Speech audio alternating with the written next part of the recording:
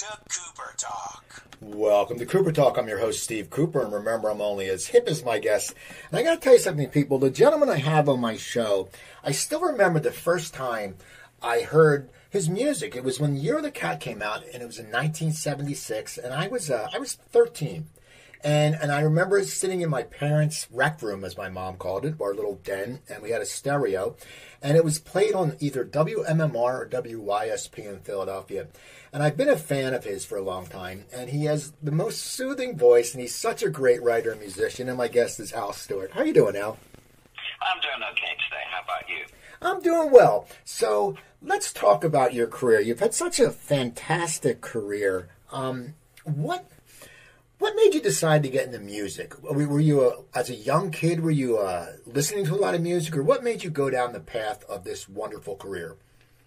Well, it all started with, when rock and roll came along. I think that was the first thing I was really aware of. All the early greats, the founding fathers of rock and roll, Elvis, obviously, Jerry Lee Lewis, Eddie Cochran, Fats Domino, the Everly Brothers, Dwayne Eddy, who inspired me to start playing the guitar. Those kind of people really were, what got the ball rolling. I used to buy, hundreds and hundreds of 45s, and I would just sit in my garden shed all day playing them, so I became fairly obsessive about it at a very young age.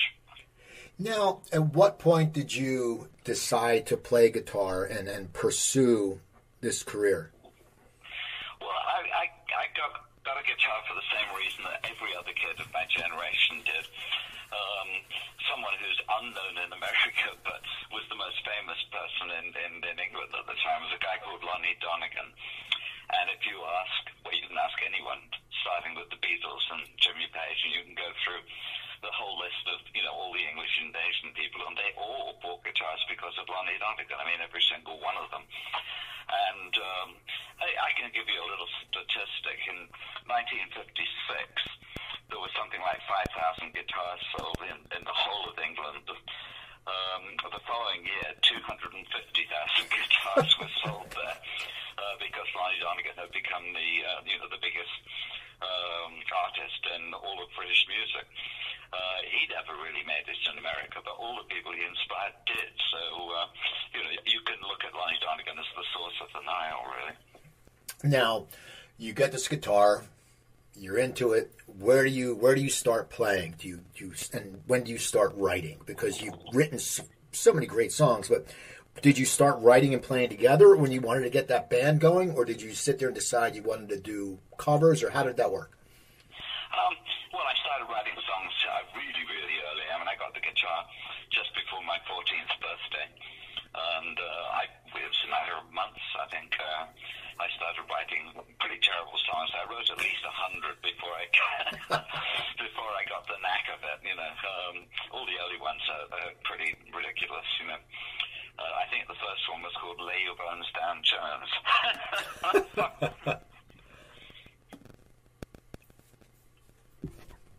So you started writing, and yeah. And after you wrote that, where did you take these songs? Where did you start performing at?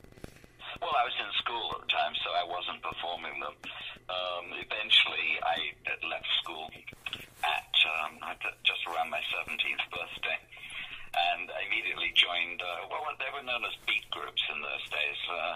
It was an interesting thing because I left school right at the end of 1962 with the words of my headmaster ringing in my ears, which are, "Stewart, this popular music is a fad. It'll all be over in 6 months. Do something sensible with your life." And of course, it was fantastic because he was saying this to me at the exact moment when an unknown band from Liverpool released their first single, and that, of course, was the Beatles. So it was, without any shadow of doubt, the stupidest piece of advice I've ever been given by anybody. But I think he believed it, and so he was wrong. Enough said. So you took his advice. You didn't take his advice, and so where do you go from there? Well, I joined a local band. It's an interesting band. It was called the Sabres. What makes it interesting, apart from the fact that it was interesting to me because it was, I was playing all the pop hits of the day, but our singer went on to become the most famous disc jockey in England, a guy called Tony Blackburn. So, we couldn't have gone in two more diverse directions. I mean, Tony became he hosted Top of the Pops, and he was like a big star DJ, playing all, the hits of the day. And I disappeared into the English folk scene. I mean, we talk about going separate ways. But at the time, we were playing, I don't know, Let's Dance by Chris Montez or Lucille or, whatever the hits were of the day. So that was my first experience of it. That didn't last very long, and after that, I joined, about 4 other big groups, none of whom went anywhere. I was trying to do it from Bournemouth, and you can't do it from Bournemouth. It's a little seaside town. So I realized you've got to go to London if you want to make anything of yourself. But when I went to London, a very curious thing happened. I went, intending to join a band in London and, sort of hop on the Beatle bandwagon. And instead, I got completely diverted by Bob Dylan and realized that, there was much more to lyric writing than I'd ever thought possible. And by the end of the year, I was getting gigs as a folk singer.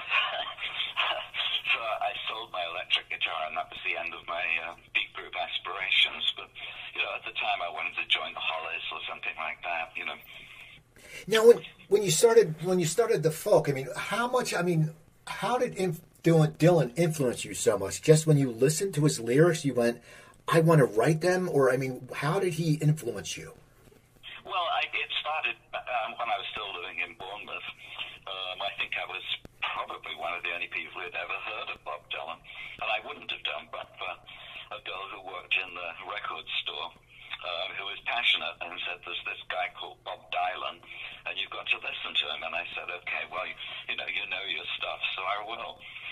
And then I began to learn the songs, and the first one I learned was actually Masters of War.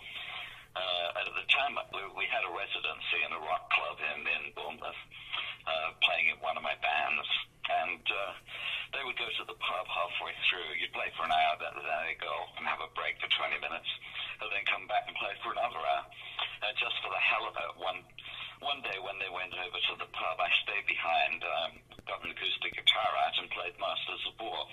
Now, you've got to understand, I was playing Twist and Shout 3 times a night at that time. The audience loved it, but they never applauded. Everybody danced, and when I played Masters of War, the whole room went silent, and when I finished, everybody applauded. And I thought, as Dylan was going to go on to say later, something is happening here, but you don't know what it is. And I didn't know what it was, but I knew it was incredibly powerful. And so, I began to write my own songs, and I learned all Bob Dylan songs. And when I went up to London, I got a residency in a little folk club. I played there every Friday for the next 2.5 years. And then, of course, along comes another crazy opportunity, which shouldn't have happened but did, which is that I was living in this apartment in the East End of London. And one day the landlady said to me, oh, you've got to move out of your room because there's this American folk singer who stays here whenever he comes. But you can go into the room next door. I said, what's his name? And she said, Paul Simon. So then I found myself for 2 or 3 months living next door to Paul Simon, listening to him playing songs through the wall. And I thought, oh, that's how you do it, I remember him writing Homeward Bound and things like, and I'm a Rock and things like that. And I thought, well, I'll have a crack at that, Dylan seemed out of range. By then he'd written Desolation Row and, things that I couldn't even imagine writing. It's All Right, Ma, things like that. But Paul, I'm sitting on the railway station, got a ticket for my destination. That didn't sound too difficult. So I love what Dylan was doing, but it was beyond me. But I thought I might have a crack at writing songs like Paul. So I did. Now, they weren't as good. Now, what was the folk scene like back then? Was it, when you played, was there... you said you played for 2.5 years. Was it just you, or would you bring on acts? And who were some of the people that were playing with you? Oh, they all became I mean, not household names, but they all, ended up playing big concert halls and being, in a folky kind of a way, rather famous. Who was around? The Incredible String Band, Ralph McTell, Roy Harper, Bert Chance, John Renbourn, John Martin eventually, Fairport Convention, Sandy Denny, Still I Spat. I mean, all of these people became rather well known in England, and almost none of them translated to America. Bert Chance was incredibly popular in England. We all idolized him, I think. His first record, it was a folk record, just one acoustic guitar, and it sold 100,000 copies on a minor label, which is like going gold in America. So, and the Incredible String Band sold out the Royal Albert Hall. Ralph McTell had a top 3 single, as did Still I Span. So, all these people had a success eventually in England, but like I said, somehow or other the whole English folk scene never got over to America. You got Cat Stevens, and that was about it, and Donovan, I guess. Now you're plugging away, you're working your craft, you're writing, you're performing, you're doing what you love. When do you get a record deal? How did you get your first record deal? Oh, that was great. Because, your goal is always to make a record. It seemed impossible. It just seemed like, especially as a folk singer, I mean, singing in a little coffee bar in the West End of London, I mean, how do you get a record deal? And the answer was that the person who was managing me at the time had a band called the Piccadilly Line. And he'd signed them to CBS, and then he said as an afterthought, well, you can have the Piccadilly Line because they really wanted them, but you've got to take our Stewart as well. And they said, we don't care about our Stewart. And he said, well, then you can't have the Piccadilly Line. And they said, oh, all right, well, then make an album and see what happens.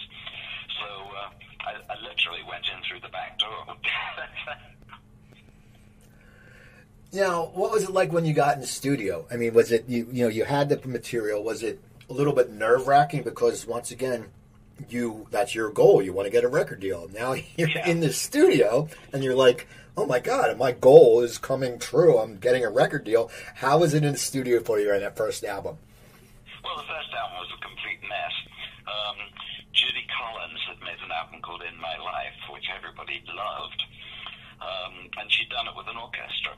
And so CBS, in their wisdom, said, oh, folk singers and orchestras, that's going to work. So they got in, I don't know, I think his name was Sandy somebody. And he conducted the London Symphonia, who was a classical guy. And they decided to put me together with an orchestra. And I mean, if I'd have made that record 6 months earlier, it would have been an acoustic folk record. And if I'd made it 6 months later, it would have been a folk rock record. But they wanted an orchestra, which I then spent the next 3 years paying for. And we had a crack at it. It's all over the place. I mean, I like some tracks, but most of it is very hard to listen to. But then immediately after that, I hooked up with Fairport Convention, and we did make a folk rock record, and that one sold a heck of a lot better, actually. Now, I don't know if I read, you had a title track back then that was 18 minutes long. Yeah, Love Chronicles. The album was called Love Chronicles. No. How did the record company and the producers respond to that? Because it's like, I love old songs, I love long songs, but that was really brash on your part, and it's awesome. Well, Desolation Row is 11 minutes long. Then Roy Harper had some long songs too. I don't think it was unusual for the folk scene. For pop, of course, everything had to be 3 minutes. But I think it was my way of rebelling against the constraints of popular music. I did, that's true, write a song that was 18 minutes long, but I also wrote a song that was 15 seconds long. and this was just, I'm going to do it a different way than everyone else, which I like. I think you should be adventurous. There are 3-minute singles are all well and good, and some of them are absolutely wonderful, and I love them, but they're still 3-minute singles. It's not exactly progressive to do that. Now, Jimmy Page was played on that album. Yeah, Jimmy played on Love Chronicles. Now, how did you know him? I've known him because I used to be in a band called Neil Christian and the Crusaders, and I knew that, but it seemed like no one else did. And when I made my first single, Jimmy was a session guy back in those days, and he turned up and played on it.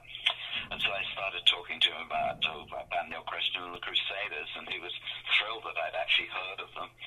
And so, we hung out, and I think I taught him how to tune the guitar to modal D, and he tried to teach me how to play scales in harmonics, which I never could get the hang of. But that's great. I mean, the track was, as you say, 18 minutes long. It was in, I think, about 5 or 6 different movements.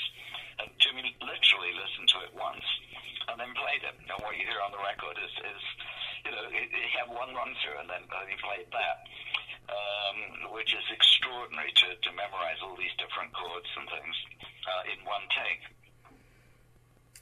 Now, when you're writing, I mean, 18 minutes, when you're writing the lyrics, I mean, how do you formulate that? Because, a short song, you can go da-da-da-da-da. But this, it's almost like a chronicle. I mean, which it is. I mean, how do you write that when you're sitting down? How do you know when you're not going too long? When you're sitting here going, I got to keep going because I haven't made my point yet. How do you write a song that long? Well, you start with the last line. I do that a lot. Most people will start with, I crossed the street and there you were, and but you have to end with a flourish. You have, and not only that, but you have to go somewhere that is unexpected for the audience. Basically, I got all of it from literature because I always read books. If you look at what I do a lot of historical songs, obviously. So history is part of it. Biography is part of it. I've watched tons of movies, so movies are always a part of it. And of course, books, literature. And then, of course, music is the last thing you put in.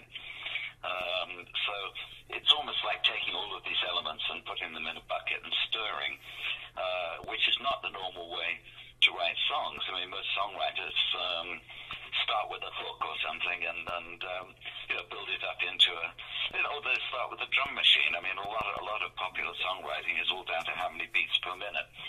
And I never really cared about that at all. I mean, I wanted it to be like reading a précis of a novel, Now, as you're writing, as you're getting popular, you played the Glastonbury Festival. What was that like? It was the first one. What was that like?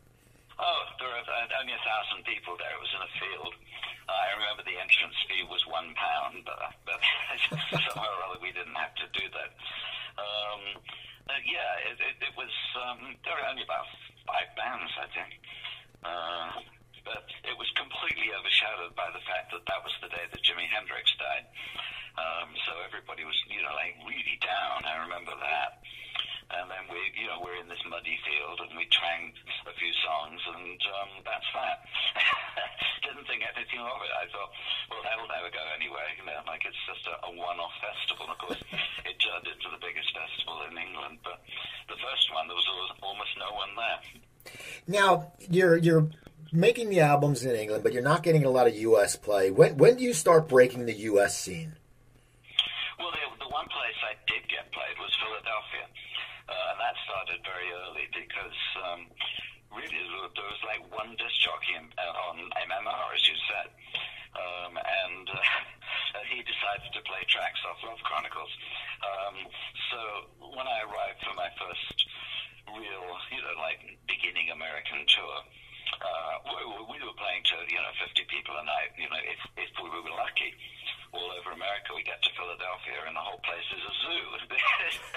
And I thought, what is going on here? And then later it repeated itself in Seattle.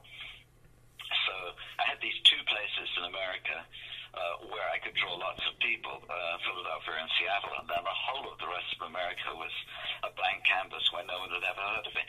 It comes down to airplay. I can give you an example. KZOK in Seattle started playing Year of the Cat. But before that, they played a song of mine that is, again, about 8 minutes long, about the German invasion of Russia. It's a song called Roads to Moscow. And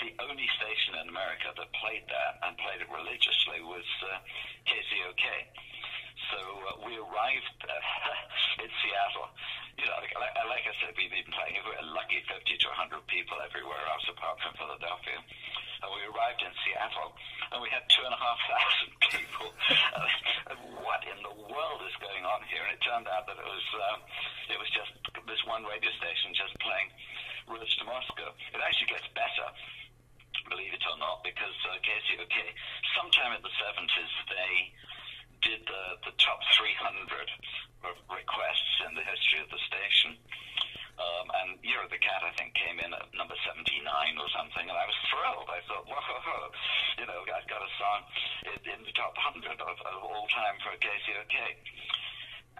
But I didn't look at the top of the charts for a while, and when I finally did, the number one song, not surprisingly, was Stairway to Heaven, and the number two song was Layla, and the number three song was Roads to Moscow.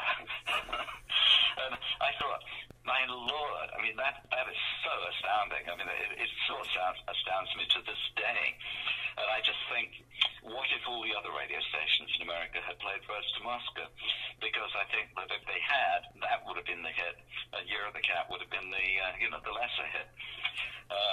But, it's all down to airplay. It has to be down to airplay. If you don't get it, then no one will ever know. Now, when you came to tour to the States, was that your first time in the U.S.? My first time in the U.S. was, 1968. I was I'd made Bedsitter Images, and that was that. And I was in the process of writing the songs for Love Chronicles. And I came over to try and persuade the American Columbia Records, because I was on CBS in the UK, to try and persuade them to release my albums. And I got absolutely nowhere. I mean, it was basically go away, And so I did go away. But I didn't do a tour until probably 75, I think. What did you think about the States when you first came over? Because I always wonder, I went to my honeymoon 3 years ago. We went to Croatia, and I'd never been to Europe, and I was blown away how it was so different than America. It was so historical, and you just look at it and you're fascinated, because living near Philadelphia, you always think, the Liberty Bell history, and I'm like, yeah, but this doesn't compare to Europe. What was your thought when you came to the States, when you started touring for the first time?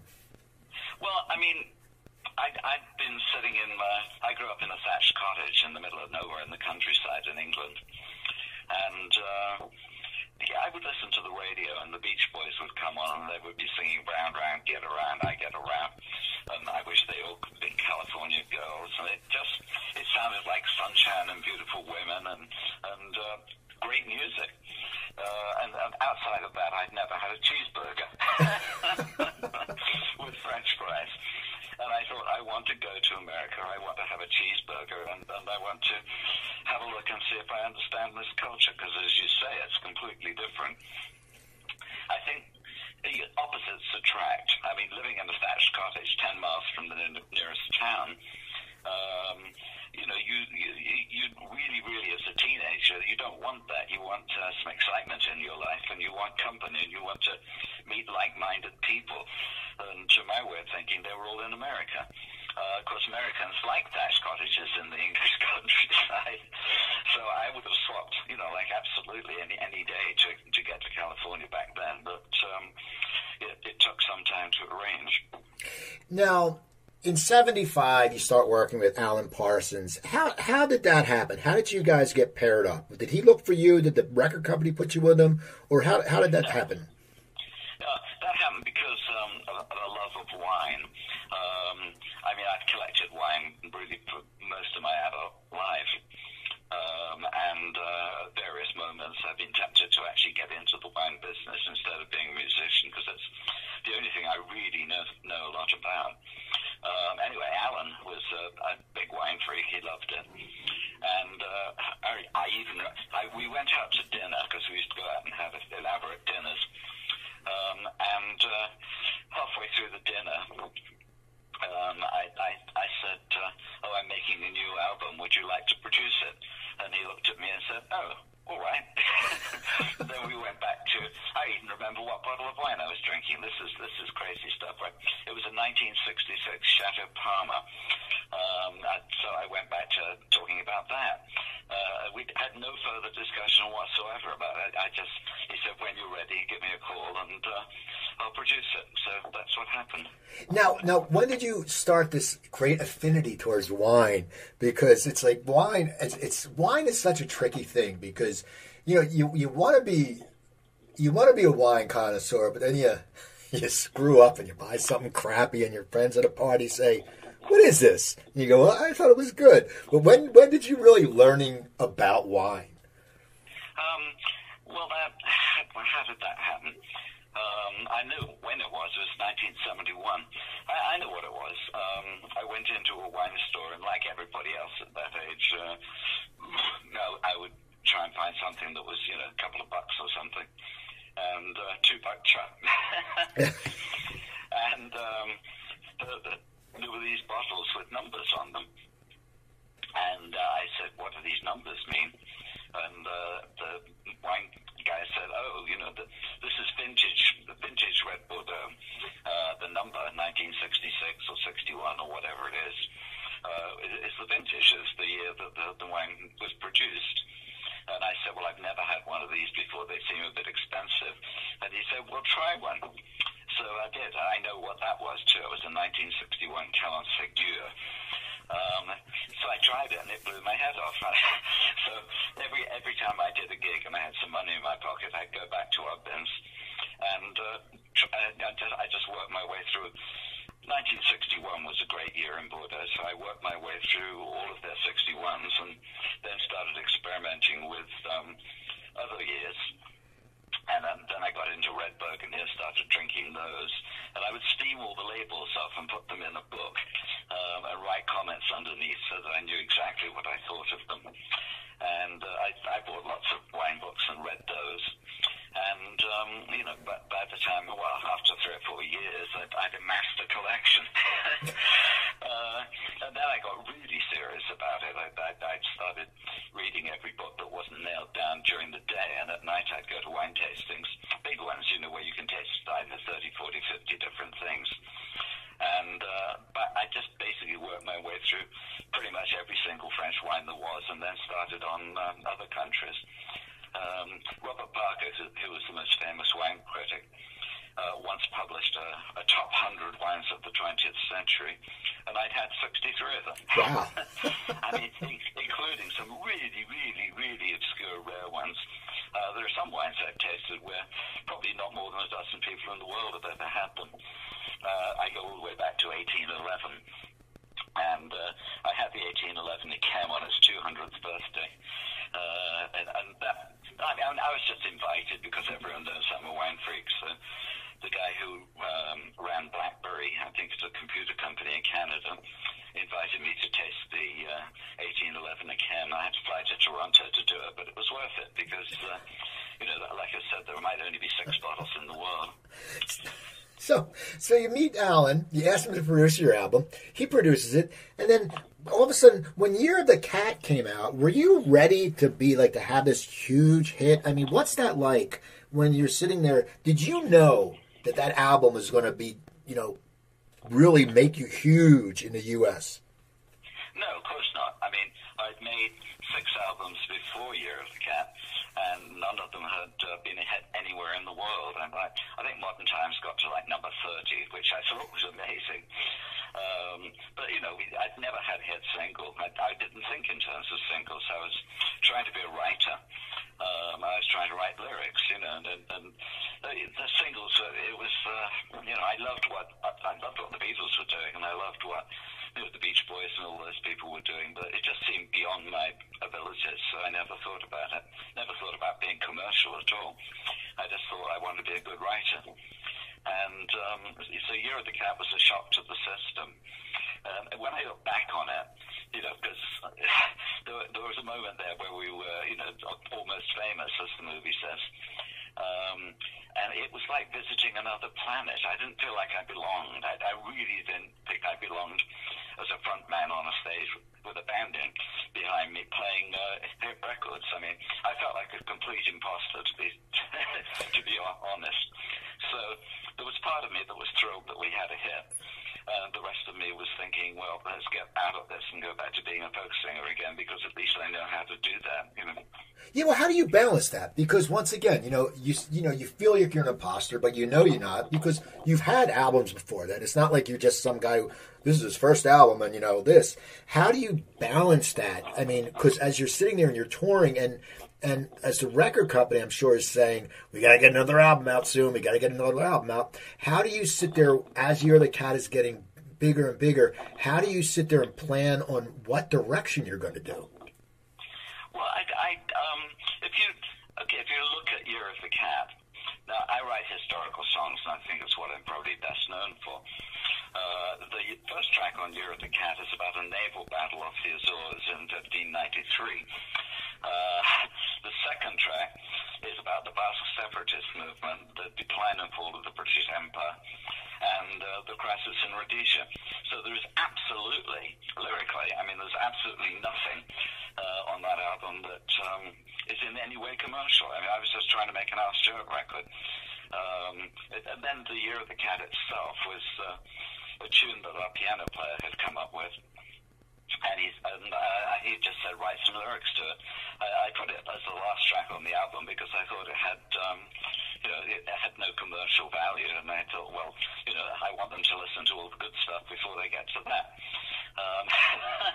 And wouldn't you know it, it took off. But it's mind-boggling. I didn't see it coming, of course, and I wasn't trying to do it either. But I begun to realize that for singer-songwriters, let's not call them folk singers, all singer-songwriters, if they go on long enough, eventually have a hit.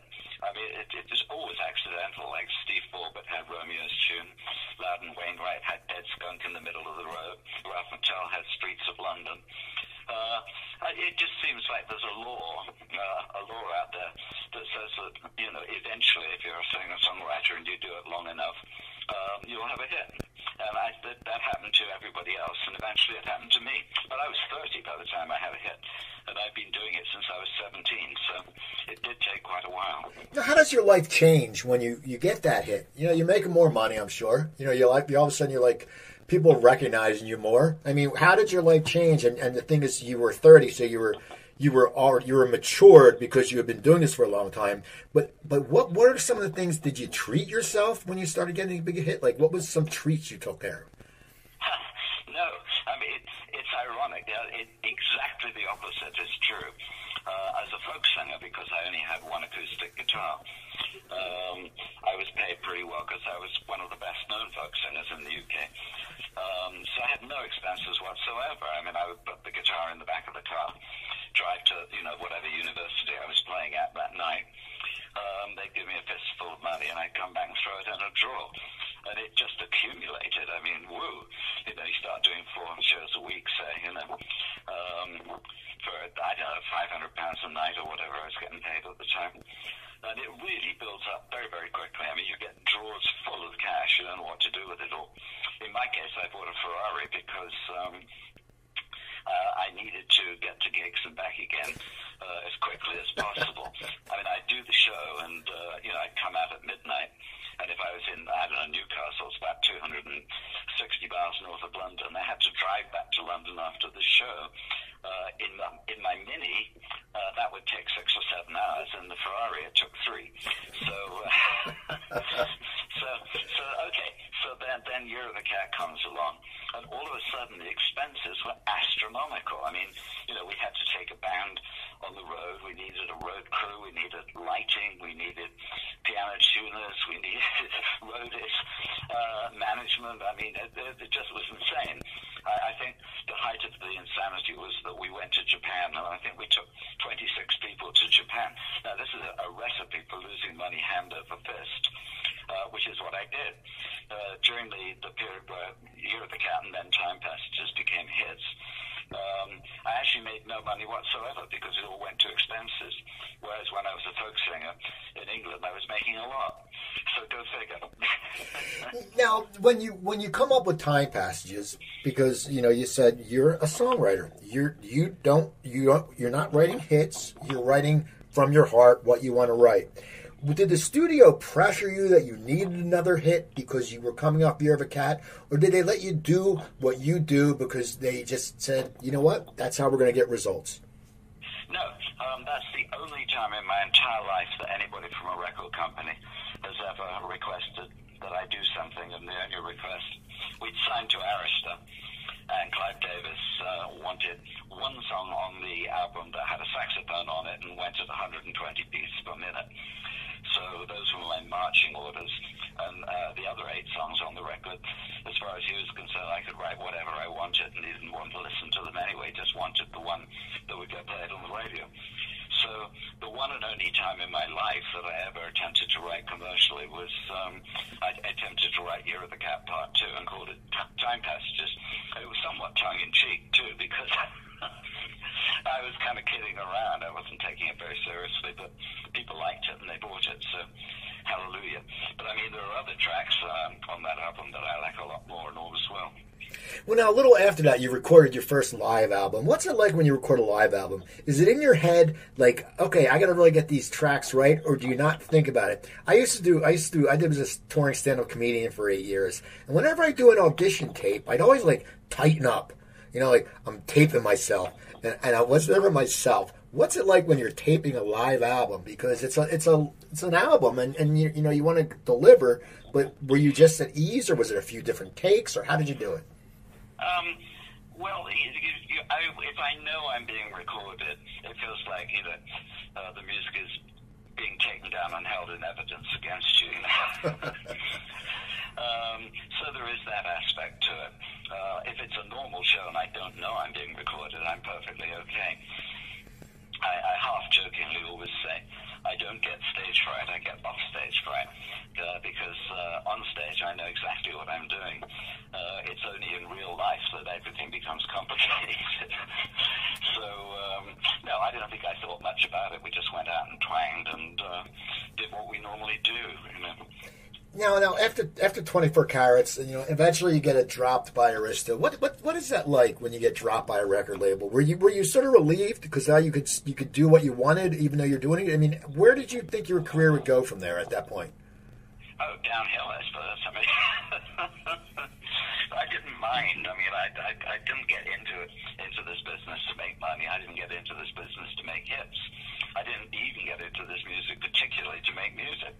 I got into it to be a lyric writer. And, there is, there's a limited appeal in that. I think for maybe 95% of audiences, they don't listen to words anyway. It's just the beat and it's the sound. And sometimes it's down to trousers and hairstyles if it's popular music. Very rarely is it down to lyric writing. There are people who stand out because even in pop and rock and roll, there are some terrific writers. John Lennon, Pete Townsend, Ray Davies, people like that know what they're doing, or Steely Dan. But for a lot of popular music, the lyrics are just not important.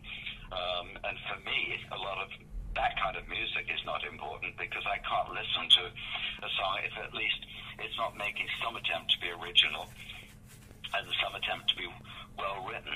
I mean, there have been 10 songs already at least in the top 10, all called Hold On. Now, if you write a song now, after all this, and call it Hold On, you're either deeply cynical, and you think, well, all the others were hits, so maybe this one will too, or literally you don't know anything about the history of popular music, because no self-respecting person would write the same title, that's already been used 10 times by other artists. So I can tell you that the whole philosophy behind what I do is really just two things. One is write about things that no one else writes about. It could be, it could be absolutely anything. I could be writing about the ceiling in the British Museum, And the other one is don't use language that other people use all the time. So no hang on babies and hold on one more time and none of this. We'll write about naval battles in the 16th century, and use the language of the day. I'm a really big one for using archaic language. There's some wonderful phrases that are just haven't been used for 200 years, but that doesn't mean I'm not going to use them because I am if they're good. No. Okay. So yeah, original. This, above all things, be original. Now, how do you keep being original, though? Because you've had 19 albums. I mean, it's something that, when you sit down, do you sit there, first of all, do you sit down and write, or do you wait till something comes for you? I know you said you started with the last line of the song, but when you write a song, and through your whole career, do you sit there and go, okay, tonight I'm going to write a song, or do you say, if something comes, then I'll work on it? Yeah, it's usually how it goes, especially if it's a historical song. I'll read a book, and like I'm reading about Ferdinand of Bulgaria or something, and it'll just stick in the back of my mind. 20 years later, I'll have a tune, and I'll think of Ferdinand, and I'll go, oh, that's a good person to write a song about. It happens just like that. You store little bits of information away in the back of your head, and they surface at totally unexpected times. I mean, you'll be sitting down doodling on the guitar or the piano, and one of these characters will suddenly want to be in the song, so of course I say yes. Now you wrote an album about wine called Down in the Cellar. How did you come up with that idea? You're a big wine lover, and you've tried all these great wines. But was that a project where you said, I'm going to write a wine album? I mean, where did that come from? Oh, that came from a record company, now defunct, and it was a commission. I think the Napa Valley, the wine country in California, is the sixth, perhaps, biggest attraction, for tourists. And there are all these tasting rooms, wine tasting rooms all over the place up there. And so this guy from a record company came and said, we want to sell albums of music, which are about wine. And we're told that you're the biggest expert on wine, in the music business. So will you kindly write us a wine album?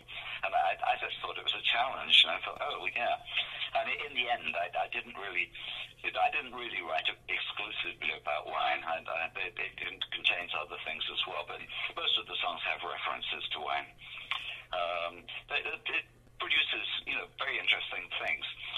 The most famous producer of red wine in the Rhone Valley, for example, is a guy called Jean-Louis Chave, Chave. And so I wrote a song about Jean-Louis Chave. I mean, the family started the winery in, I think, 1483, and it's been father to son, handed down for, over 5 centuries at this point. And it was not really a song about wine. It was a song about the enduring presence of the Chave family in the Rhone Valley.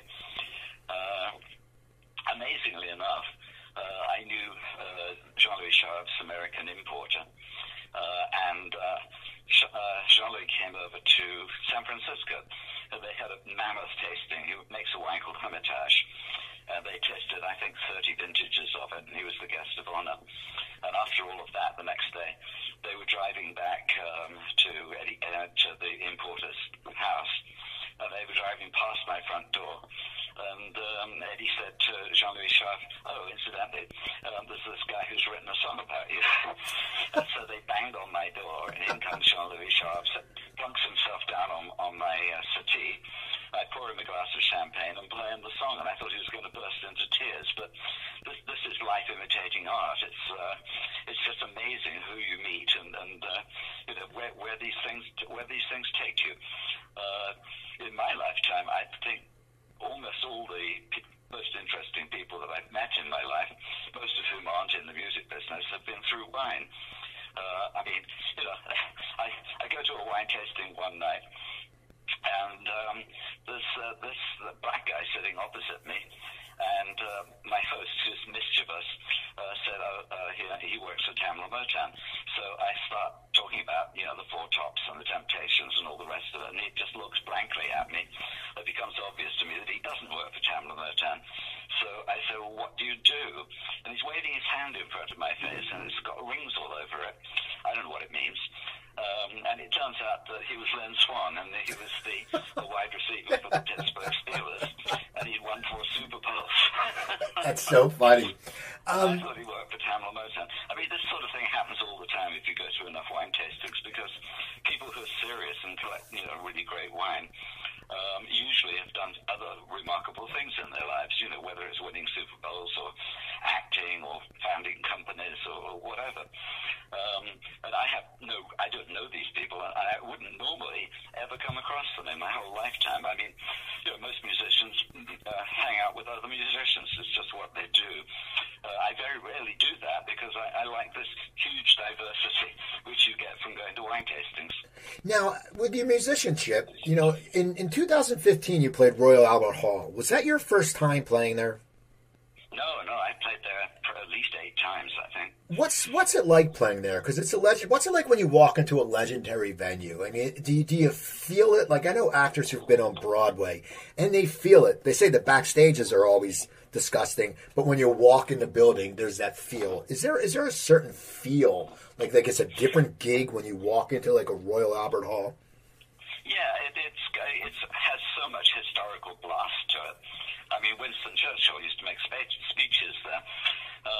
Everybody you've ever heard of in your life has played there.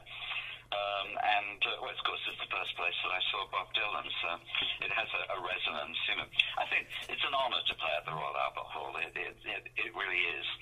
Like I said, I've done it quite a few times, but any time you're there is wonderful. Now, you're still touring. What's it like touring these days? First of all, how was it? You tour a lot. How was it for you during the pandemic when you couldn't get on stage? Did you sit there and enjoy the free time and enjoy your wine? Or did you have a hankering, like, I really miss connecting with my audience? No, it was absolutely great to just lie fallow for 2 years. I could read all the books that I never got round to, as the song says.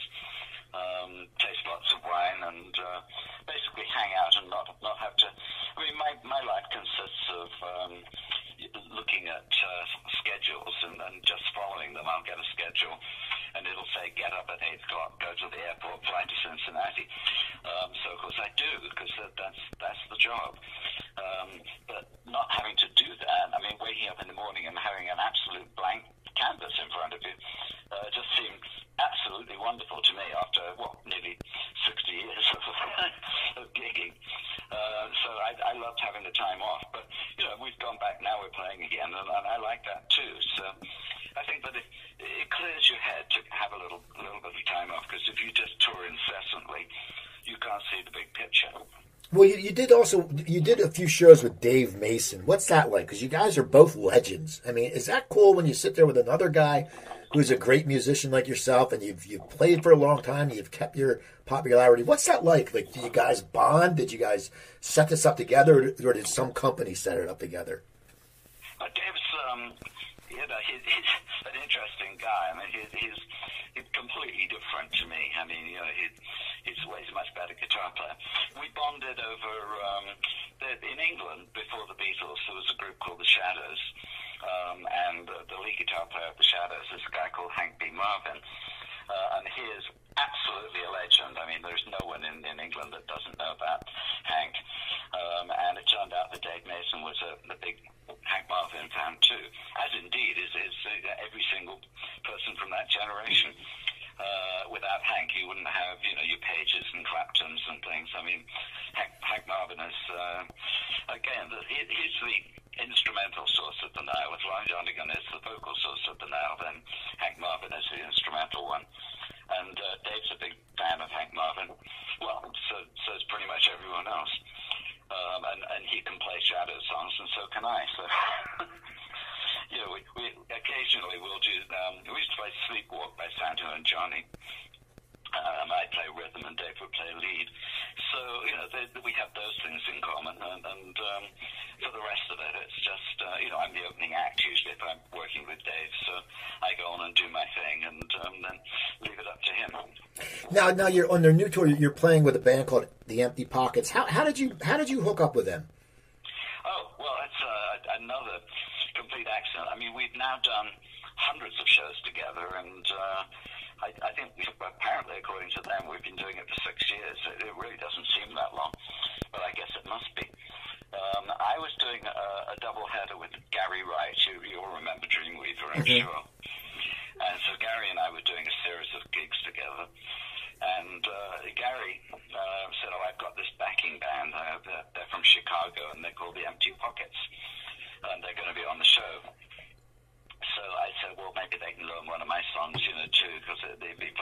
learn Year of the Cat. So they did learn Year of the Cat, and after that, Gary didn't want to work with them anymore because I don't know, one reason or another, musicians come and go. But I thought it was great, and I got on with all of them really well. They were very enthusiastic, and I said, well, why don't you learn some more of my songs? And they did. And we started doing shows together, but this all happened because of Gary Wright. Now you have a cruise coming up, right? You're doing on the Blue Cruise? What's it like when you play a cruise? Do you mingle with the people? Do you talk? Do you do like a wine talk to the people, or is it just you play and then you disappear? Or how's that work when you play on a cruise? Because I've never been on a music cruise. Well, normally I play two musical sets, and then quite often I do a wine talk. So they just have me introduce wines and explain them and whatever, and I just become the master of ceremonies, like for the wine tasting, which of course I can do in my sleep. Which of course is great fun too. Sometimes you have to take a wild shot in the dark. They didn't tell me what the wines were; they just had me taste them and then explain them to the audience and make a wild guess. And one of them was obviously a Cabernet Sauvignon. So I said it's a Cabernet Sauvignon. And then it occurred to me that it was actually a blend, and there was something else in it. So I said, it's got something else in it. It's probably Merlot. I think it's probably about 86% Cab and maybe 14% Merlot. And actually, that's what it turned out to be, and I was thrilled. But outside of that, we just do two of our regular sets, Now you played. The great thing about cruising, to me, especially the Moody Blues cruises, is they attract people of a certain age, and there are probably 25 different acts, during the course of the cruise. Most of whom I know because they're all the same age as me. I know the Zombies and Alan Parsons, obviously, and Ambrosia and Firefall and all these people that go on the cruises. So it's really like an old people's home for aging rock stars. Everyone knows everyone else, and we all hang out. You can go to the bar and hang out with all these people and tell war stories. Now you recently you played in England. Now you're coming to the States. Is there a difference between the crowds? And you're originally you got your chops in England. So is there a difference in crowds when you go, or is an Al Stewart crowd universal? It's pretty universal. Obviously, no one would come to see me if they like disco music, because they would not know what the heck was going on. But having said that, I'm still, because I never had a hit in England, it's the only, I think it's the only place pretty much in the, the world market where Year of the Cat wasn't a hit. Top of the Pops said they'd play it if it got to number 30, and it got to number 31. So I missed it by one notch. And for that reason, I think I'm still thought of in England as being a folk singer, whereas I'm not pretty much everywhere else in the world.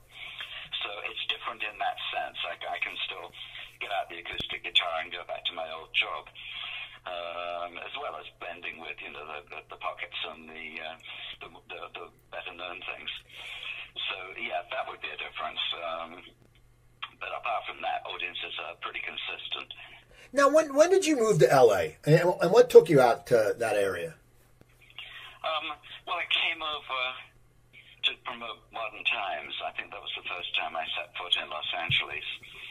And I played with a club called the Starwood, which isn't there anymore. And I was on a bill with Ian Matthews. And it just... The first 24 hours in Los Angeles were completely nuts. It was probably the best time I ever had in my life, thinking back on it. There was on Sunset Strip, there's a famous hotel, the Hyatt House, which is right there on Sunset Strip. And all the bands stayed there, and they used to call it the Riot House because it was, it was just hijinks and non-stop craziness. On the occasion that I checked in there, Led Zeppelin was staying on the top floor. And there were, something like 200 groupies in the lobby. And I'm standing waiting for the elevator, and the elevator door opens, and there's Jimmy Page. And he comes out, throws his arm around me, and gives me a kiss on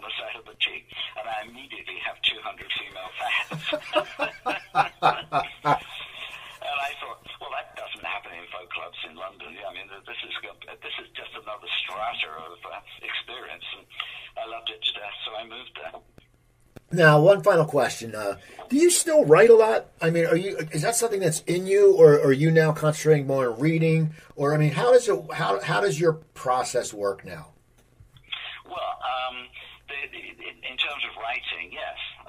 I've got songs that, I mean, on the last, not this English tour, the one before, I think we played 5 new songs. What I don't do is record them because it's frighteningly expensive to make a record, and being a septuagenarian folk singer, there's a very limited market for that sort of thing. So I write them for my own benefit more. Occasionally I'll dust one off and play it on stage. I do that. But I can't see the point of making an album if no one's going to buy it. I mean, I haven't ever made a record that has sold disastrously, and I don't want to start it at this age. Now, okay, one more thing.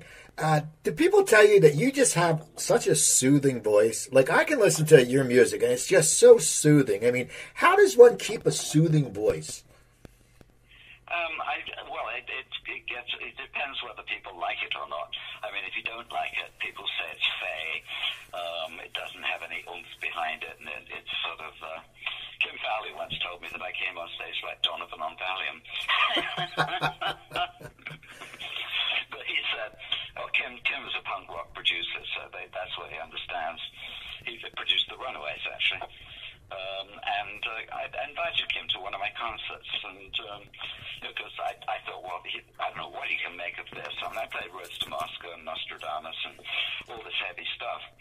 And Kim talks incessantly, or used to. And he came backstage afterwards, and I said, what did you think? And his favorite word is hustle. And he always wants to know what people's hustle is. What's your hustle, man?